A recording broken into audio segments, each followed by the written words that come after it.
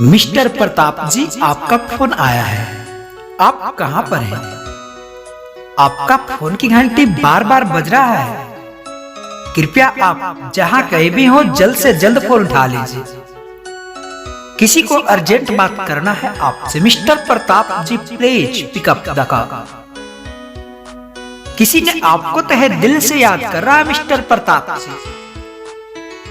आप जहाँ कहीं भी हो जल्द से जल्द फोन उठाइए और उनसे बात कर लीजिए, वरना आपका फोन कट जाएगा।